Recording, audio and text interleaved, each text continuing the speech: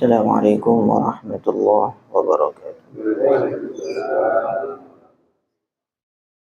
Nahmaduhu wa nusalli wa nusallim ala rasulihil karim, amma ba'd.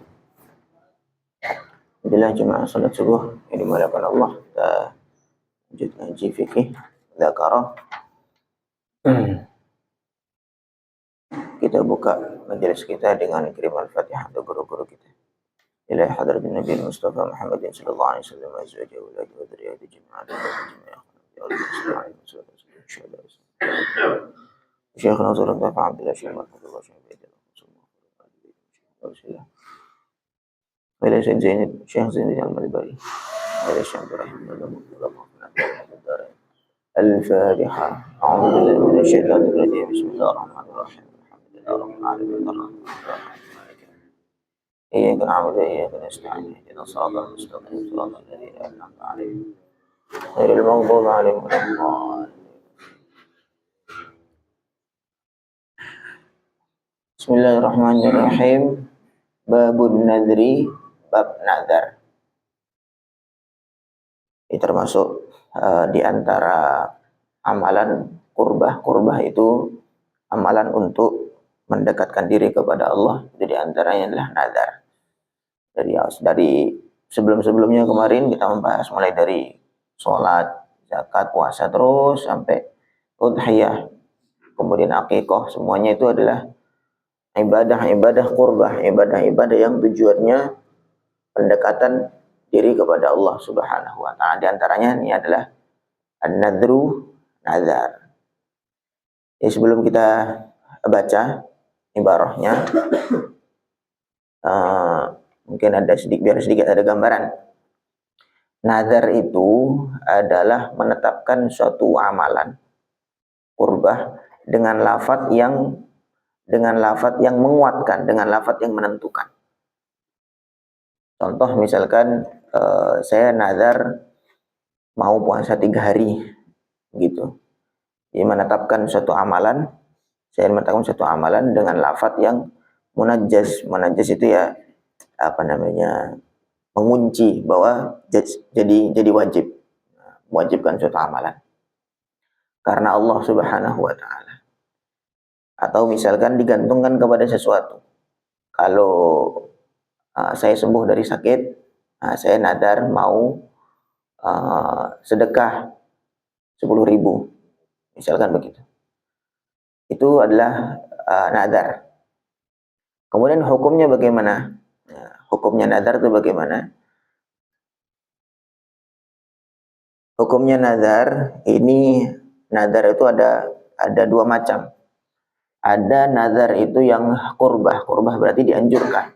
Kalau kurbah maksudnya kita untuk pendekatan diri kepada Allah atau menggantungkan yang dinazarkan itu adalah amalan-amalan baik, amalan-amalan sunnah. Maka itu ya kurbah, maka menjadi baik. Tetapi ada nazar yang makruh. Nazar yang makruh itu kalau dalam bahasa fikihnya nadrul lajaj. Nazar karena marah. Contoh misalkan saya ini kalau sampai ngomong sama si fulan ini, saya pokoknya nggak mau ngomong sama dia. Sampai kok saya keceplosan ngomong, saya akan puasa 3 hari. Maka ini makruh. Atau saya tidak mau masuk rumah dia. Kayak saya kalau sampai masuk rumah dia, saya akan sholat 2 rakaat. Saya nggak mau melihat wajah dia. Kalau sampai saya melihat wajah dia, saya mau iktikaf misalkan begitu. Maka itu makruh. Itu namanya nazar atau nadrul ghadab, nazar karena marah. Nah, itu yang seperti itu tuh makruh. Kalau yang selainnya sebagaimana yang unsurnya itu adalah kurbah, pendekatan diri kepada Allah. Kalau Allah berikan saya lulus sekolah ini SMA, maka saya nazar akan sholat duha misalkan. Atau kalau saya masuk di universitas ini, saya akan sedekah sekian dan seterusnya. Itu nazar. Di nazar ada 2, ada nazar yang dianjurkan, kemudian ada nazar yang dimakruhkan. Kemudian nazar itu ada tiga rukunnya. Ada tiga rukunnya, yaitu sighah. Sighah itu adalah ucapannya atau pengikatnya. Nah, kemudian nazir, orang yang bernazar. Kemudian mangzur, yang dinadarkan. Itu mesti ada tiga rukunnya. Yang pertama, kalau sighah atau ucapannya itu syaratnya mesti berupa lafadz. Lafadz itu berarti diucapkan, saya bernazar akan umroh misalkan. Langsung gitu tanpa digantungkan dengan apapun, maka itu juga jadi nazar, jadi wajib. Saya bernazar akan baca Al-Qur'an 1 juz. Nah, itu begitu. Dilafatkan sehingga tidak cukup hanya niat saja. Niat saya bernazar demikian, tidak cukup. Atau yang kedua, sighahnya ini berupa tulisan. Tulisan ditulis saya nazar dan disertai dengan niat. Atau kalau misalkan orangnya itu bisu, maka dia berisyarat. Dia berisyarat, isyaratul akhras. Isyaratnya orang bisu, karena dia nggak bisa ngomong, tidak ada keluar suara, tidak ada lafadz, maka yang dianggap sebagai pengikatnya, sighahnya adalah isyaratnya dia. Itu terkait dengan sighah. Kemudian nazir itu orang yang bernazar, syaratnya dia Islam dan dia ikhtiar. Ikhtiar itu maksudnya tidak terpaksa. Tidak terpaksa nanti kalau misalkan kalau terpaksa maka tidak sah nadarnya atau tidak berjalan nadarnya itu. Dibunuh. Kamu nazar harus puasa 3 hari, kalau tidak kamu saya bunuh. Nah, terpaksa itu. Maka ya saya nazar itu tidak menjadi nazar. Nazar itu dia Islam, kemudian taklif, mukallaf, dia sudah akil balik, sudah dia akalnya sehat dan dia sudah balik. Kemudian satu lagi ikhtiar. Ikhtiar itu maksudnya dia atas dasar kemauan sendiri, tidak terpaksa. Kemudian kalau yang dinazarkan, mangzur, yang dinazarkan itu syaratnya bukan maksiat. Kalau maksiat maka tidak sah nazarnya. Saya nazar, saya mau minum bir misalkan, maka itu tidak sah. Atau saya nazar, saya mau sholat nggak pakai wudhu, nah itu juga tidak sah. Saya nazar mau nyuri, itu juga tidak sah. Nah, itu karena itu maksiat. Ataupun yang makruh juga demikian, juga tidak berlaku. Nazar dengan hal-hal yang makruh itu juga tidak berlaku. Saya mau nazar apalah begitu, pokoknya yang makruh, maka itu tidak berlaku. Kemudian juga tidak berupa amalan yang memang fardu ain. Saya nazar nanti kalau saya sembuh, saya mau sholat duhur. Ya, sholat duhur memang sudah wajib, fardu ain, maka tidak ada fungsinya menazarkan sesuatu yang sudah fardu ain pada dasarnya. Itu ya terkait dengan 3 rukun nazar. Saya ulangi lagi, nazar itu ada 2 macam, ada nazar yang dianjurkan, ada nazar yang dimakruhkan. Kalau nazar itu yang dianjurkan, itu nazar-nazar yang sesuatu yang dikerjakan untuk qurbah, untuk mendekatkan diri kepada Allah, baik digantungkan kepada sesuatu pun tidak. Digantungkan kepada sesuatu, kalau saya begini, maka saya begini. Itu boleh, namanya nazar mujazah. Ataupun yang kedua, nazar tabarrur. Nazar itu nggak pakai digantungkan. Pokoknya saya nazar, saya mau nyembelih kambing ini. Nah, saya mau sedekah. Nah, itu nazar juga. Itu dianjurkan. Ada nazar yang makruh. Nazar yang makruh adalah nazar yang namanya tamadi bil khusumah. Meneruskan kejengkelannya. Saya jengkel sama dia nih, saya nggak mau ngomong sama dia. Kalau saya sampai ngomong sama dia, maka saya nazar saya akan puasa 3 hari. Nah, itu makruh. Itu makruh. Nah, kemudian kalau misalkan nazar, setelah nazar apa kewajibannya? Maka ya wajib dikerjakan nazarnya. Wajib dikerjakan. Saya nazar mau puasa besok hari Senin misalnya. Maka ya wajib puasa hari Senin. Kemudian kalau misalkan tidak menjalankan, maka adanya kafarah. Kafaratul yamin. Kafarah kan itu sumpah kan, sumpah atas nama Allah, lillahi alayya kadza, saya wajib atas nama Allah, saya mewajibkan diri saya untuk besok puasa Senin. Ya kan demikian. Maka kalau sudah demikian terus nggak dijalankan, ada namanya kafaratul yamin, kafarah sumpah, kafarah nadar. Tapi apa itu kafarahnya? Nah, disebutkan dalam surah Maidah itu. Apa namanya? Fakafaratuhu it'amu asyarati masakin min awsati ma tut'imuna ahlikum aw kiswatuhum aw tahriru raqabah.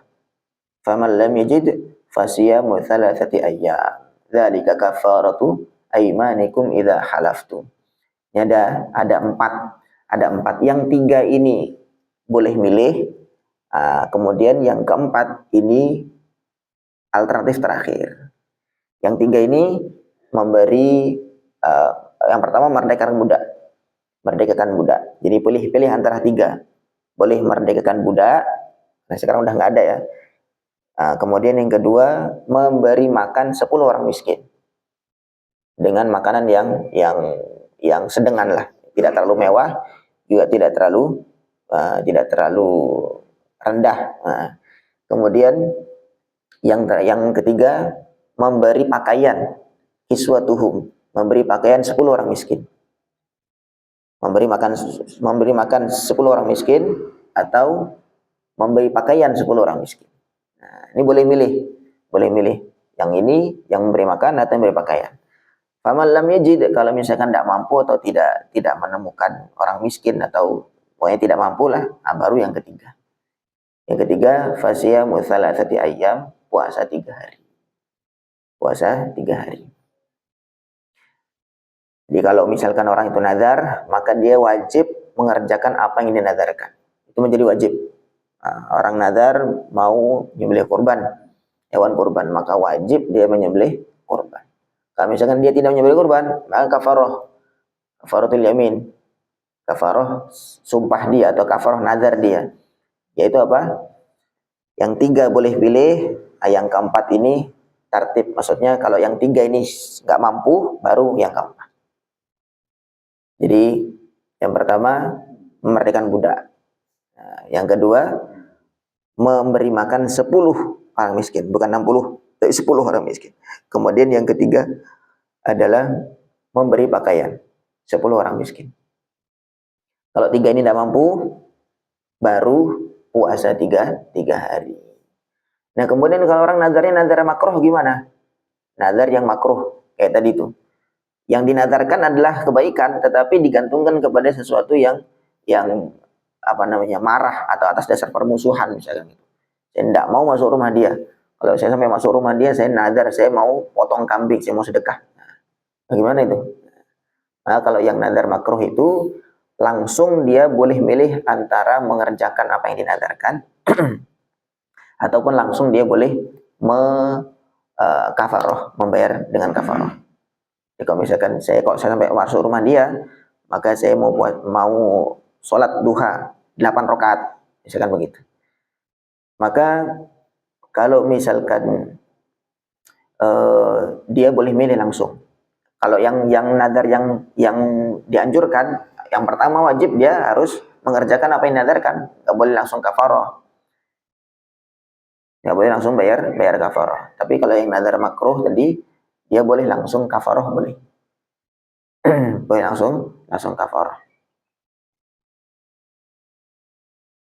Jadi tidak mengerjakan apa yang dinazarkan, tapi langsung bayar kafaroh, langsung puasa 3 hari, atau langsung memberi makan orang miskin, atau memberi pakaian 10 orang miskin. Wallahu a'lam. Oke, kita baca dulu. Ikhtalafu, para ulama berbeda pendapat, halin nadhru qurbatan aw makruh. Apakah nazar itu sebuah qurbah? Qurbah itu pendekatan diri kepada Allah, atau makruh, atau dibenci. Faqala ba'duhum bil awwal, sebagian ulama mengatakan memang qurbah, memang sebuah pendekatan diri kepada Allah. Waqala ba'duhum bitsani, sebagian mengatakan makruh li thubutin nahyi anhu, karena ada hadis yang melarang untuk nazar itu. Ada hadis yang melarang, ada ketika Nabi sedang khutbah, maka tiba-tiba ada orang yang dia nggak masuk masjid, dia tetap di panasan, kemudian berdiri terus. Akhirnya Rasulullah tanya, ini ngapain nih orang ini nggak masuk masjid? Maka ada yang nyaut, ada yang jawab, ya Rasulullah, dia memang sudah nadar, dia akan berdiri terus, nggak duduk-duduk, dia akan dipanasan terus, nggak mau berteduh, dan dia akan puasa terus, tidak akan selesai-selesai. Maka kata Nabi, jangan, suruh masuk, suruh duduk, suruh berteduh. Itu larangan dari Nabi Shallallahu Alaihi Wasallam. Maka para ulama, wan nahyu mahmulun ala man dhanna annahu wan nahyu mahmulun ala man dhanna annahu la yaqumu bima iltazamahu. Kata para ulama, yang dilarang itu adalah nazar yang memang ketika dari awal memang dia tidak mampu untuk mengerjakannya. Misalkan contoh kayak dia nazar dengan yang dia tidak mampu. Misalkan dia nggak mampu untuk berangkat umroh, maka dia nadarkan umroh, itu makruh. Sebagian ulama mengatakan demikian. Au ala nadril lajaj, atau para ulama mengatakan yang makruh itulah nadrul lajaj. Nadar yang tadi itu didasarkan atas kebencian atau kemarahan. Al-ati bayanuh, yang nanti akan dijelaskan. Faslun fi arkanin nadar. Rukun nadar. Arkanuhu salasatun, rukun nadar itu ada 3. Nadirun wa sighatun wa mangdzur. Nadir, orang yang bernadar, sighah, ucapannya, yang pengikatnya, wa mangdzur, dan yang dinadarkan. Faman nadir, orang yang bernadar, fa yushtaratu fihi taklif wal islam wal ikhtiyar. Maka yang disyaratkan adalah mukallaf. Mukallaf alias dia sudah dewasa, bukan anak kecil, kemudian dia akalnya sehat. Kemudian wal islamu, orang Islam, wal ikhtiyaru, dan ikhtiar itu tidak terpaksa. Wa nufudhu tasarruf fi ma yang duruhu, ditambah lagi bisa terlaksana apa yang dia nadarkan itu. Fala yasihu, maka nadar tidak sah min ghairi mukallafin, dari orang yang tidak mukallaf, kasobin wa majnun, seperti anak kecil ataupun orang gila. Orang gila nadar ya tidak ada fungsinya. Atau anak kecil masih umur 3 tahun, 5 tahun nadar, saya nadar, ya tidak berfungsi. Li'adami ahliyatihima lil iltizam, karena mereka anak kecil dan orang tua, orang gila itu adalah tidak punya komitmen. Dia baru ngomong segini 5 menit tidak berubah, begitu. Wala min kafirin, dan juga tidak sah dari orang kafir. Wala min mukrahin, dan juga tidak sah dari orang yang terpaksa. Orang yang dipaksa tadi atau diancam. Allahu Akbar.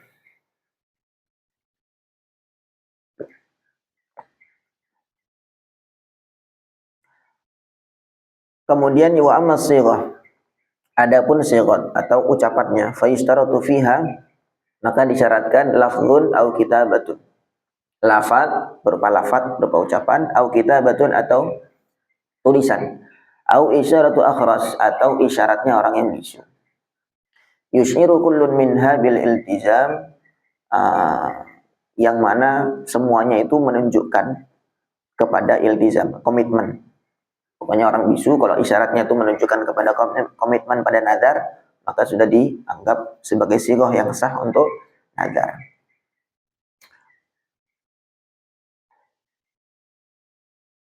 Itu syarat sighah. Wa ammal mangdzurul multazam, adapun yang dinadarkan, yang menjadi komitmennya, fa thalathatu adrubin, maka ada 3 macam. Maksiatun wa ta'atun wa mubah. Ada maksiat, ada taat, ada mubah. Ada maksiat, ada taat, ada mubah.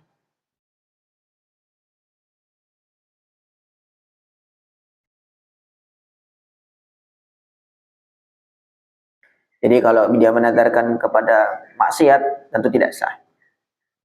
Kalau kepada ketaatan, kepada ibadah, maka dilihat dulu.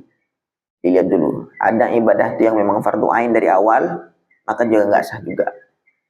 Kalau fardu kifayah gimana? Fardu kifayah boleh. Saya nazar mau untuk hal yang fardu kifayah, maka itu boleh. Kalau sunnah juga boleh. Jadi kalau ketaatan dilihat dulu, ada yang tidak sah, ada yang sah. Yang tidak sah adalah yang memang fardu ain dari awal. Nah, kemudian kalau yang mubah ini uh, ulama mengatakan tidak sah. Saya nazar saya mau makan nasi, maka itu tidak sah. Karena memang dasarnya nazar adalah kurbah, mendekatkan diri kepada Allah. Nah, kalau makan kan itu hal yang mubah. Orang makan boleh, tidak makan juga boleh. Lain lagi kalau misalkan amalan sunnah, amal-amalan yang sunnah, sholat duha atau sholat witir atau sholat rawatib dan seterusnya, maka itu juga sah. Dalam hal yang ini pada syarat-syarat yang berkaitan dengan mangzur, hal yang dinadarkan. Wallahu a'lam. Kemudian tadi terkait kafarohnya sebagai kafarohnya, tebusannya itu ada 4, yang 3 itu kita boleh milih antara 3. Nah, kemudian kalau tidak mampu yang 3 ini baru yang keempat, pindah yang keempat. Ini bahasanya kalau yang 3 ini namanya takhir, kita boleh milih. Kalau yang keempat tartib. Tartib itu maksudnya kalau yang 3 ini nggak mampu baru boleh yang keempat. Tidak boleh langsung dari awal memilih antara 4, tidak. Tapi 3 dulu dipilih, kalau tidak mampu baru kemudian pindah yang keempat. Karena kalimatnya fakafaratuhu it'amu asyarati masakin, memberi makan 10 orang miskin. Min awsati ma tut'imun ahlikum, makanannya dari makanan yang sedang yang kalian berikan kepada keluargamu. Au kiswatuhum, atau memberi pakaian kepada 10 orang miskin. Au tahriru raqabah, atau memerdekakan budak. Faman lam yajid fasiyamu thalathati ayyam. Siapa yang enggak menemukan 3 ini, maka puasa 3 hari. Wallahu a'lam. Mungkin itu saja secara ringkas terkait dengan nazar. Ada yang bertanya? Oke. Bagaimana kalau yang dinazarkan tidak dicapai, wajib dilaksanakan? Kalau yang dinazarkan, gitu. Kalau saya lulus saya akan potong kambing. Itu kalau nggak lulus, ya tidak wajib. Kalau yang digantung, kalau nazar itu dengan menggantungkan sesuatu, maka wajibnya adalah ketika terjadi sesuatu yang digantungkan itu. Kalau saya sembuh, maka saya nazar mau puasa 3 hari. Kalau tidak sembuh ya tidak wajib itu, belum menjadi wajib tuh puasanya. Tapi kalau sembuh maka jadi wajib. Nah, tapi kalau misalkan tidak digantungkan, saya nazar pokoknya saya mau puasa 3 hari, maka seketika itu wajib juga. Ya, tapi kalau selama tidak ditentukan, itu nggak ditentukan, maka itu muasa. Maksudnya itu menjadi utang. Jadi utang. Kapanpun boleh. Saya masih setahun lagi, 2 tahun lagi, 3 tahun lagi, boleh. Tapi itu menjadi hutang. Jadi kewajiban yang hutang. Jadi kalau digantungkan, wajibnya ketika yang digantungkan itu terjadi. Kalau saya masuk universitas ini, maka saya nazar mau puasa 3 hari. Maka sebelum terjadi apa yang digantungkan ya belum wajib. Ketika terjadi baru menjadi wajib. Lagi bertanya? Terus puasanya itu yang 3 hari itu berturut-turut. Oke. Ya itu bebas ya. Maksudnya untuk puasa 3 hari bebas. Maksudnya sesuai dengan apa yang dinadarkan. Kalau nadarnya mutlak, nadarnya itu bebas. Pokoknya saya 3 hari ya sudah. Tidak berturut-turut pun boleh. Tapi kalau memang di nadarnya itu ditentukan, saya mau puasa 3 hari berturut-turut, ya maka ya berturut-turut.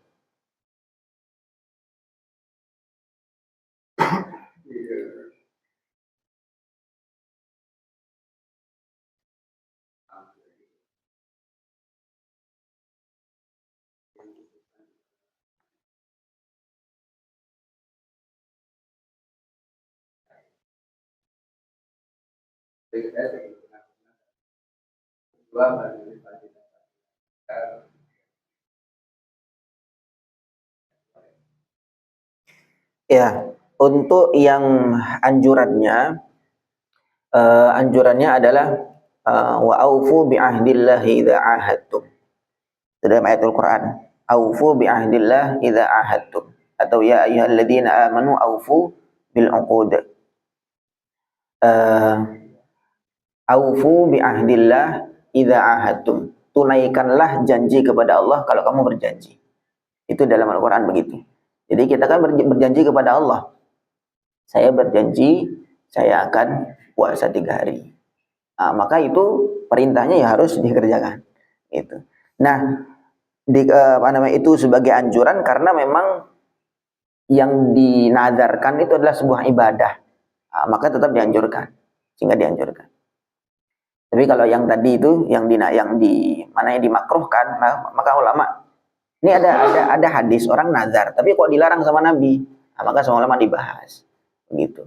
Sehingga mereka membawa ini yang dimakruhkan itu adalah yang nadarnya tidak mampu dia kerjakan, misalkan begitu. Nah, atau nadarnya nadarul lajaj karena marah, maka itu tidak boleh. Saya nggak mau lagi membiayai anak saya misalkan gitu. Maka kemudian kalau saya sampai biayain, nah, maka saya mau nadar begini begitu. Itu namanya nadar lajaj, dikarenakan marah. Tapi kalau anjurannya itu saya anjuran untuk nadarnya itu saya tidak tahu ya, malah tidak ada kayaknya anjuran untuk nadar, tidak. Tetapi nadar itu termasuk qurbah atau tidak, itu saja. Yang jelas ketika seseorang itu bernazar, maka dia membuat janji kepada Allah. Membuat janji itu sendiri tidak ada anjurannya. Ketika sudah berjanji, maka wajib ditunaikan. Sebagaimana kita punya janji kepada orang, membuat janji itu sendiri nggak wajib, tapi menunaikan janjinya itu yang wajib. Nah, ada lagi? Oke.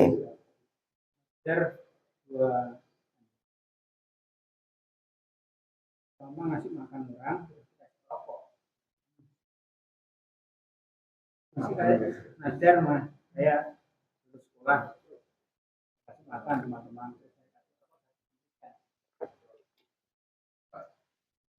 Kalau rokok, maksudnya sah apa enggak gitu ya?